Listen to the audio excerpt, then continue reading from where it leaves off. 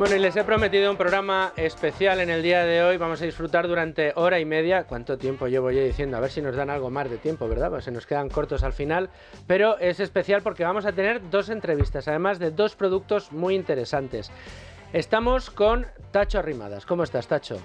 Muy bien, Luis Fernando, encantado de estar aquí otra vez. Director comercial de Santa Lucía AM, Santa Lucía Asset Management, la gestora de activos del Grupo Santa Lucía.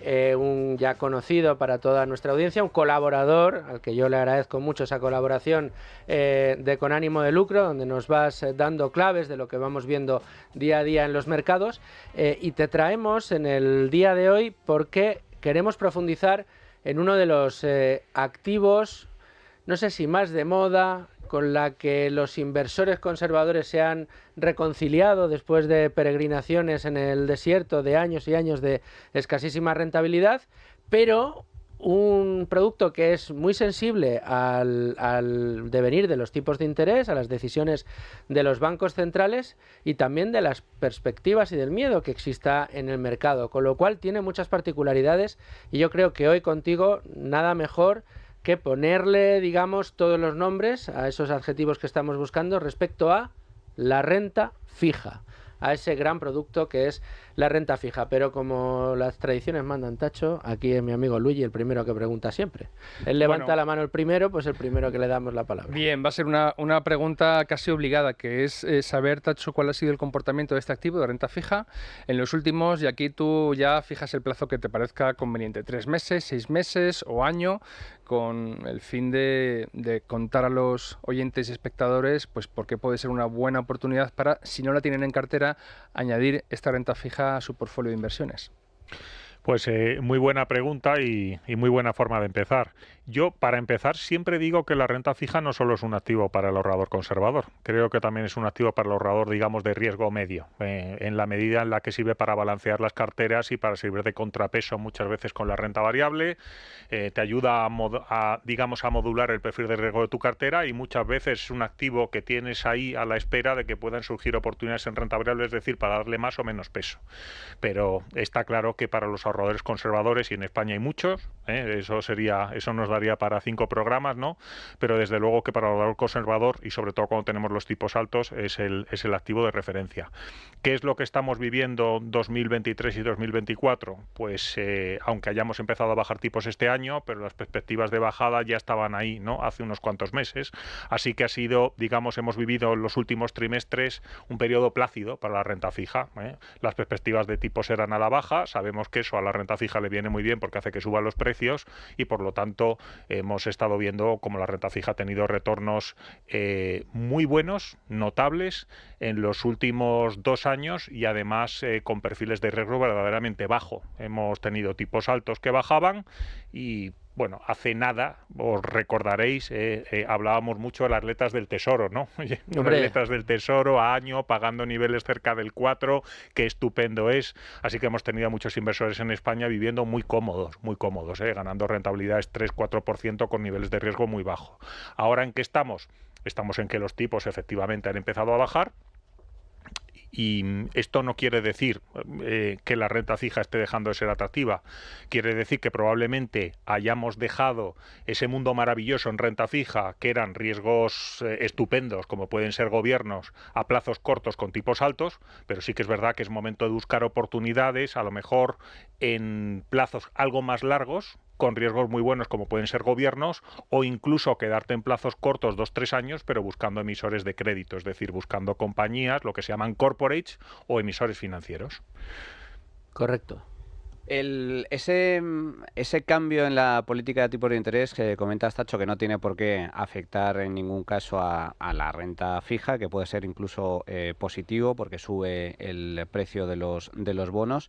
Y de hecho, y me gustaría comentarte específicamente sobre el tema de la política monetaria de los bancos centrales, si ves algún tipo de cambio a corto plazo, porque es cierto que se barajaba ya una reducción de los tipos de interés, pero es cierto que el mercado daba por hecho varias bajadas y todas ellas sustanciales, se ha materializado en apenas una bajada y muy reducida, y además ahora con el tema de la subida del petróleo, etcétera, no sé hasta qué punto el riesgo de inflación está controlado, de tal forma que digamos que sigue siendo un contexto positivo para la renta fija en estos momentos, ¿no? Dos cosas a comentar. En primer lugar, creo que la política monetaria de los bancos centrales ha sido mucho menos errática que, digamos, que los pensamientos o las estimaciones del mercado. No me canso de decir que hemos vivido un 2024 tremendamente errático en cuanto a estimaciones de mercado. Empezamos en enero y el mercado cotizaba que iba a haber 7 bajadas de tipos en Estados Unidos y en Europa. Nos fuimos a abril. Cuando digo el mercado cotizaba es que el bono cotizaba.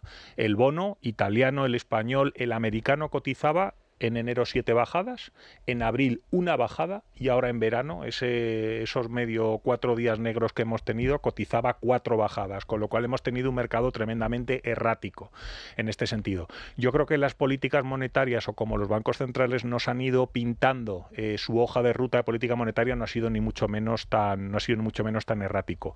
La realidad es que a día de hoy, hemos tenido bancos centrales muy remolones hasta junio, porque es verdad que ni el BCE ni la FED querían bajar tipos porque veían que todavía la inflación estaba resiliente y el crecimiento, ahí más o menos se aguantaba, pero todo ha cambiado a partir del dato de empleo dudoso de Estados Unidos en verano.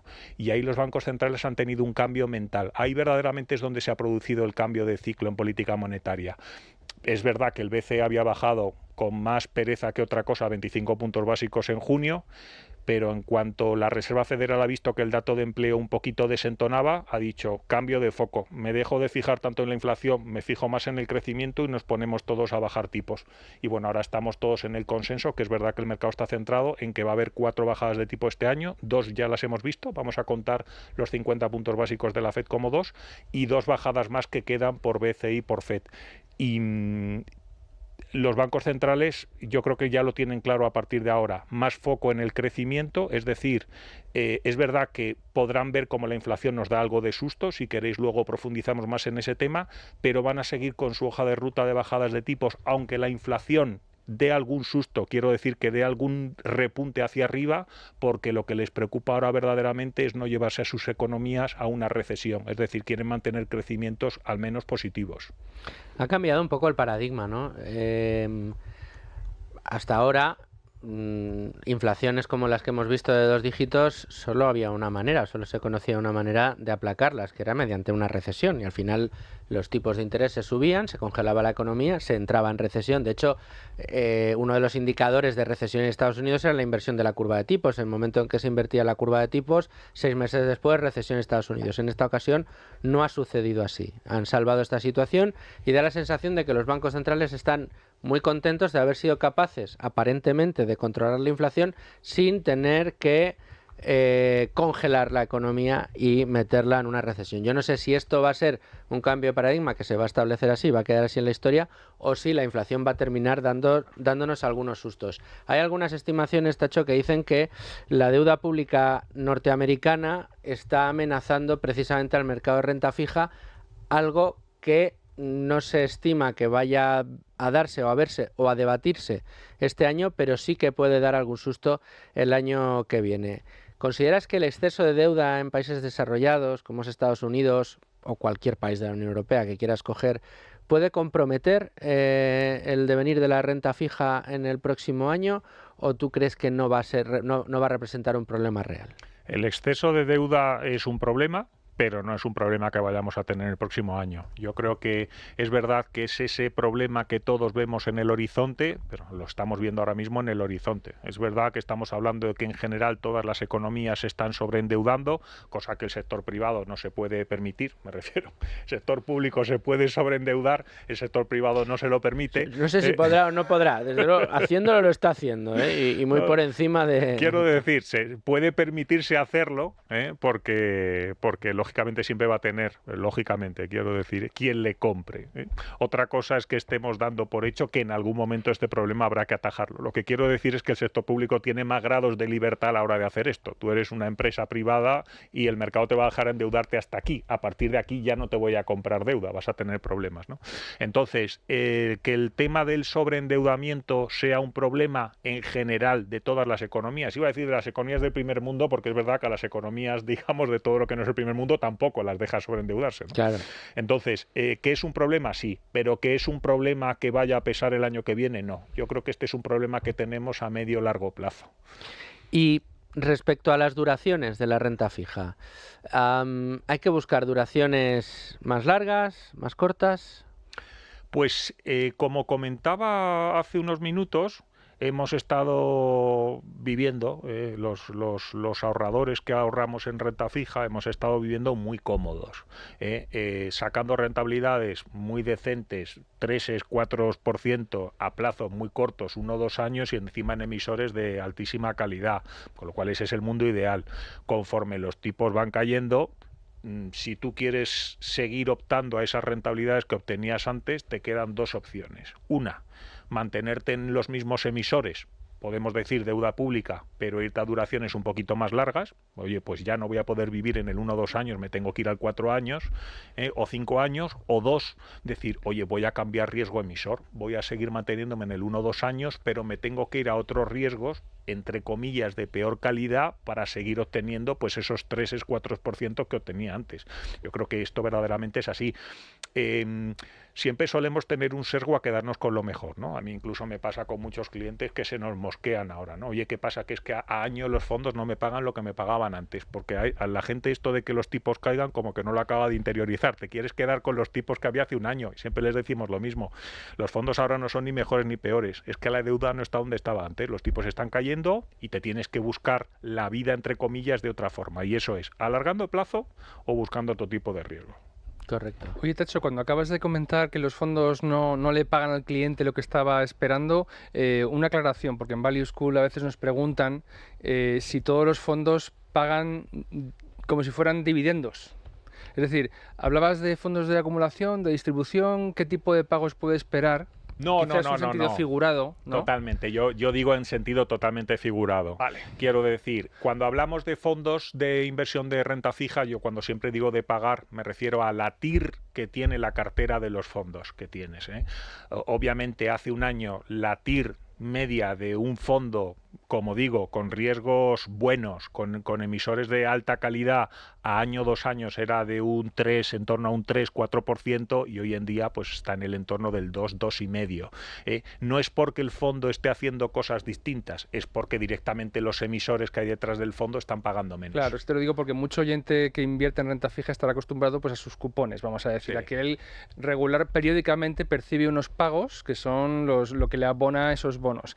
Aunque estemos hablando de fondos de inversión que invierten en renta fija, ese tipo de pagos no es lo que va a recibir alguien que esté invertido con vosotros en uno de los vehículos que tenéis en Santa Lucía. No.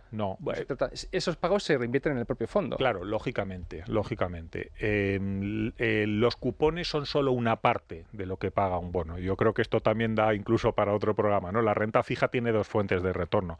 Una es verdad que son los cupones, pero otra también es la diferencia entre el precio de compra y el precio de vencimiento, lo que se llama el precio cuando el bono vence. Entonces, nosotros cuando estamos invirtiendo, bueno, por ejemplo, cito uno de nuestros fondos, ¿no? Santa Lucía Renta Fija, que es un fondo que tiene una duración en torno a 4 años ahora. Tiene una cartera 30, 40, 50 emisores. Le vencen cupones de bonos continuamente, que es lo que hace. Los invierte en el plazo de la curva que considera óptimo. No paga dividendos. ¿Podríamos tener fondos de reparto en renta fija? Sí. Pero hemos decidido, o mejor dicho, no tenemos demanda como para tener a día de hoy fondos de reparto en renta fija, ¿no? Los tenemos todos de acumulación y los cupones, conforme vencen, los reinvertimos en otros nombres de renta fija. Estás comentando, Tacho, un poco el abanico de fondos de renta fija que tenéis. Has puesto el ejemplo de uno concretamente. Me gustaría que nos comentaras un poco qué otro tipo de fondos de renta fija tenéis en vuestra gestora. Pues actualmente tenemos, y yo, 2 grandes categorías, y de una de ellas he hablado muchísimo en estos meses de atrás, ¿no? Tenemos lo que se llaman fondos a vencimiento, es decir, fondos con duración decreciente. En este caso tenemos un par de fondos, Santa Lucía Renta Fija 2028 y Santa Lucía Renta Fija 2026, que compran deuda pública italiana a esos plazos. Y digo siempre que son duración decreciente porque en estos casos sí es como si el cliente se estuviese comprando una serie de bonos y no moviéndolos. Por eso la duración es decreciente, porque cada día que pasa la duración cae, ¿no? Santa Lucía Renta Fija 2026 empezó siendo un fondo que tenía una duración de cerca de 4 años, pero conforme va pasando el tiempo la duración va siendo más corta, y el 2028 hasta hace un mes era un 2024. Hemos vuelto a comprar deuda, lo hemos convertido en un fondo de 4 años. ¿Estos fondos a quién puede interesar? Pues yo creo que a los clientes que se quieren blindar ante movimientos de los tipos de interés. Es decir, quieren decir, oye, yo me voy a comprar un emisor y como sé el emisor que me compro y el plazo al que me compro, mis expectativas de rentabilidad son claras. Me subo en deuda pública, por ejemplo, italiana, 4 años y en función del día que compre sé más o menos la rentabilidad que tengo. Luego tenemos fondos, digamos, de gestión activa, en los que la duración no es decreciente, sino es constante. Por ejemplo, Santa Lucía Renta Fija tiene una duración, puede moverse, ¿no? Pero digamos que siempre en torno a los 4 años, puede estar por arriba o por abajo. ¿En base a que nos mantenemos en esa duración o la subimos o la bajamos? En función de las expectativas de los tipos de interés. Es decir, buscamos sacar un alfa a los índices de referencia en los que invertimos, que por cierto en este caso nos ha ido muy bien este año, batimos al índice de referencia en un 1% en lo que va de año y ahí estamos, hacemos crédito, hacemos deuda pública, subimos duración, la bajamos en función de las expectativas de mercado, que este año, como decía antes, ha dado mucho juego, ¿no? Porque ha empezado el mercado muy pesimista al principio, luego se ha puesto muy optimista luego, y para nosotros todo eso han supuesto oportunidades de compra y venta a buen precio. Y luego tenemos un fondo, está el Santa Lucía Renta Fija de gestión activa, 4 años aproximadamente. Luego tenemos un fondo con duración mucho más corta, Santa Lucía Renta Fija a corto plazo, que hace básicamente lo mismo con los mismos nombres, pero a plazos mucho más cortos, a un año. ¿Por qué? Porque también tenemos compradores o partícipes que quieren que hagamos gestión activa en renta fija, pero con duraciones más cortas porque quieren movimientos de precio, digamos, más pequeños, son mucho más conservadores, tienen una aversión al riesgo mayor. Estabas hablando al principio de renta fija de gran calidad para tener riesgos más buenos y renta fija de peor calidad donde buscas más rentabilidad pero con algo menos de calidad. Vamos a tratar de explicarle a nuestros oyentes, por si alguno no entiende muy bien esos conceptos, qué significa una deuda de mucha calidad porque venga de gobiernos o una deuda un poco más riesgosa porque a lo mejor venga de empresas. Vamos a tratar de explicarlo para que la gente lo entienda bien, Tacho. Esta es difícil. Venga, bueno, sin meternos en charcos. Sin meternos en charcos, no. Vamos a ver. El concepto de calidad, y ya sabes que hemos venido muchas veces nosotros aquí a hablar de renta variable de calidad, ¿no? El concepto de calidad en renta variable y en renta fija no tiene nada que ver, son dos conceptos totalmente distintos, ¿no? Cuando hablamos de calidad en renta fija, estamos hablando de, digamos, de riesgo de impago. Solvencia, básicamente. De solvencia, exactamente, ¿no? Entonces, que muchas veces no tiene por qué ver con el nivel de endeudamiento que pueda tener un emisor o no, ¿no? Partimos de la base de que los estados del primer mundo, independientemente de su nivel de endeudamiento, tienen todo su nivel de solvencia muy alto. Básicamente porque las propias agencias se lo asignan, ¿no? Las propias agencias se lo asignan y tienen todos una serie de ingresos bastante garantizados, básicamente por sus ingresos son los impuestos, entre otras cosas, ¿no? Entonces, cuando hablamos de calidad, hablamos de riesgo asociado de impago a los bonos en concreto. Así que los estados suelen tener un riesgo de impago muy bajo. Conforme te vas yendo a emisores que ya no son estados, el riesgo de impago puede variar. Luego tienes, pues tener evidentemente compañías muy pequeñas que acaban de surgir, con balances más pequeños, que pueden tener unos riesgos de impagos asociados altos, pero también es verdad, esto es como todo, también pagarán unas rentabilidades muy altas. Fíjate que digo calidad, pero no quiero decir buenas o malas. A mí me parece que hay carteras de empresas con riesgos de impagos altos, podemos decir, pero que pueden estar pagando unos cupones muy interesantes, todo esto que se llama el universo de high yield, ¿no? De bonos así, y me parece que es otro activo para tener también en cartera, ¿eh? O sea, al final es que en renta fija, en función de tu perfil inversor y del nivel de aversión al riesgo que tienes, puede haber carteras hay un universo enorme, muy atractivas. El universo en renta fija, curiosamente, es, aunque pueda no parecerlo, es mucho más rico, mucho más variado y mucho más grande que el universo de renta variable. ¿Hasta qué punto? No digo hasta qué punto es más variado, sino hasta qué punto ese inversor conservador, hemos dicho, un poco miedoso, que en España es bastante habitual y que pide este tipo de productos, que no quiere altibajos, que no quiere sustos. hasta qué punto de riesgo tiene que asumir. ¿En qué momento? Lo digo porque decías, han vivido muy bien estos años, han tenido rentabilidades que no estaban nada mal con emisores de muy bajo riesgo, y es verdad, el Estado siempre va a ser el emisor de más bajo riesgo, porque siempre podríamos pensar que incluso a la empresa más solvente de ese Estado, el Estado le podría obligar en un momento dado a pagarle lo que necesitara o incluso quedársela. Es un ejemplo extremo, pero por eso siempre parece complicado pensar en un Estado que tenga más riesgo que alguna de sus empresas. Siempre el Estado podría intentar quedarse con ella, ¿no? Entonces, ¿hasta qué punto decíamos que ese tipo de inversores han estado con rentabilidades interesantes a corto plazo con un perfil de riesgo muy bajo? Y has dicho, ahora si quieren las mismas rentabilidades tienen o que ampliar duración o que asumir más riesgo. ¿Hasta qué punto asumir más riesgo? Porque ahora dices, el high yield puede estar bien, a lo mejor algún inversor se pone como nervioso y estos nombres en inglés y dice, no, yo quiero seguir con mis bonos alemanes aunque me paguen menos. ¿Cómo se juega ese equilibrio? Pues no hay una respuesta única para ese tema porque, como digo, todo depende del nivel de aversión al riesgo que tenga cada ahorrador, eso está claro, y de la necesidad que tenga por rentabilidades. La verdad es que, al igual que digo que el inversor, decía antes, ¿no? El inversor se va a ver obligado a moverse pues nosotros tenemos inversores que te dicen, oye, no, bueno, el año pasado yo ganaba Santa Lucía Renta Fija a corto plazo, un fondo estupendo, emisores alta calidad, plazos muy cortitos, el año pasado me llevé un 4,5%, un 5%, que este año me llevo un 2, pues me llevo un 2, pero no me merece la pena cambiar de perfil de riesgo, ¿no? A lo mejor hay otros, y también ocurre mucho en España, que dicen, a mí la renta fija hay un momento en el que me deja de pagar, lo que voy a hacer va a ser que me voy a ir a mixtos conservadores. Y fíjate, ya no estoy hablando solo de high yield, sino que hay inversores que dan el salto de la renta fija a corto plazo a fondos mixtos conservadores con exposición a renta variable 10, 15%, porque ellos dicen, oye, estoy dispuesto a sacrificar seguridad por obtener un plus de rentabilidad porque no invierto para ganar un 1 o un 2%. La respuesta, por lo tanto, no es única. Depende siempre del perfil con el que el inversor, del perfil que tenga cada inversor, básicamente. Habrá algunos que les valga lo que tienen ahora, habrá otros que quieran buscar a lo mejor crédito corporativo, es decir, de empresas, otros que incluso vayan a empresas con un poquito más de, digamos, un poquito más de riesgo, todo el mundo high yield, e incluso otros que salten al mundo renta variable a través de fondos conservadores, ¿no? Así que yo creo que aquí la variedad de respuestas y la adaptabilidad de cada inversor solo la conoce el propio inversor. Manolo. Comentabas antes, Tacho, tenéis un fondo a plazo invertido en deuda pública italiana. Sí. Me gustaría saber por qué deuda pública italiana dentro del abanico de deuda pública que existe en la zona euro, concretamente Italia. ¿Ofrece buena rentabilidad a un riesgo adecuado? Porque en términos rentabilidad-riesgo, es buena. Italia nos parece el mejor riesgo en la eurozona. Estamos hablando de deuda pública.